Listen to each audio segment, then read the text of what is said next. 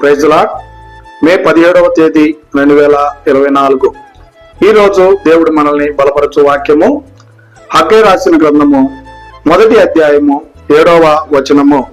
కాగా సైన్యములకు అధిపతి యెహోవా సెలవిచ్చినదేమనగా, మీ ప్రవర్తన గురించి ఆలోచించుడి. ఆమేన్.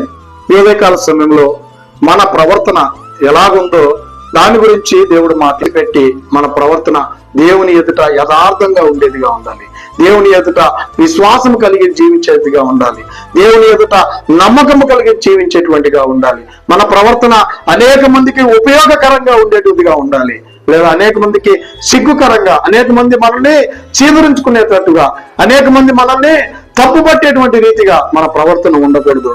ఇకనైనా మన ప్రవర్తనని మనం సరిచేసుకోవాలని కోరుకుంటూ ఈ దిన వాక్యం ద్వారా దేవుడు మనలందరినీ బలపరచును గాక. ఆమేన్. God bless you.